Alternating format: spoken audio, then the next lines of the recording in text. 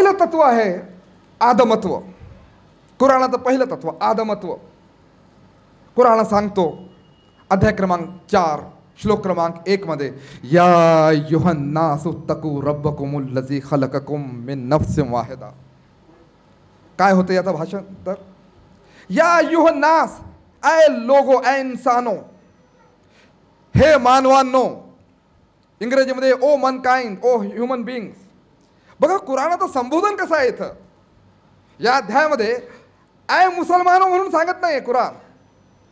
तो ॲड्रेस कसा करतो? हे लोक हो, ओ पीपल. कुराणाचं संबोधन समस्त मानवाकरिता आहे म्हणून सांगतो कुराण. या अय्युहन्नास, हे लोक हो, ईशपरायणता धारण करा त्या पालनकर्त्याची ज्याने तुम्हाला एका जीवापासून निर्माण केलं आणि त्याच जीवापासून त्याची सहचैरिणी बनवली, त्याची पत्नी बनवली, आणि त्या नवरा बायकोपासून, त्या जोडप्यापासून अनेक पुरुष उत्पन्न केले आणि जगात पसरून दिले. म्हणजे काय की आम्ही एकाच जीवापासून उत्पन्न झालोय. कोणी डोक्यातून, कोणी पायातून झालेलं नाही आहे, एकाच जीवापासून. आणि हे आता विज्ञानानं मान्य केलंय. डार्विनचा माकडवाद हा रद्द झालाय. आता तेच काही जो लोक तेच शिकवत आहेत ती गोष्ट वेगळी, परंतु आता मान्य केलंय विज्ञानानं की माणूस हा माकडाची नाही, माणूस हा माणसाची संतती आहे.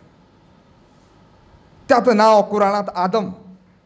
डॉक्टर साहेब, बायबलमध्ये ॲडम, हिंदू धर्मशास्त्रात अदीम, आणि शास्त्रज्ञ लोक त्याला आदी म्हणतात. आदी मानो.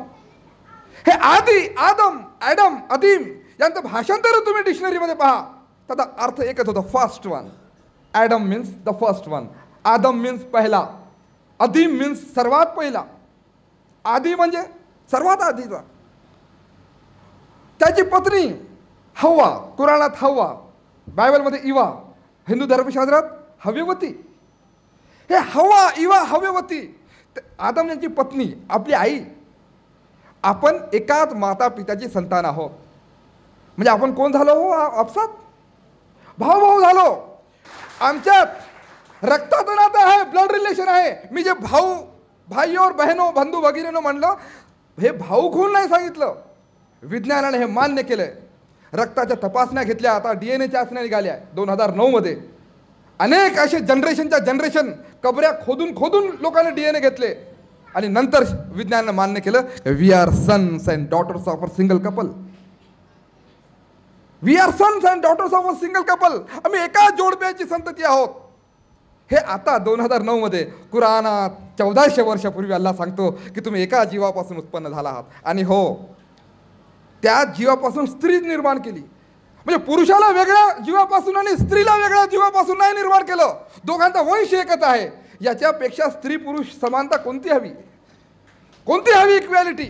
मित्र हो, म्हणून आम्ही कदाचित मित्र बनू किंवा मित्र बनणार नाही, परंतु आमचं रक्ताचं नातं तुटू शकणार नाही. आणि याला कोणी इन्कार करेल तो कुराणाचा इन्कार करतो. कोणी जर या नात्याला, आमच्यातल्या नातेसंबंधाचा कोणी इन्कार करत असेल तो कुराणाचा इन्कार करतो. मित्र हो, म्हणून भाऊ भाऊ भांडत असतात, भांडायला भांडं लागत असतं, पण नातं तुटणार आहे का? आणि हेच प्रेम आहे मित्र हो.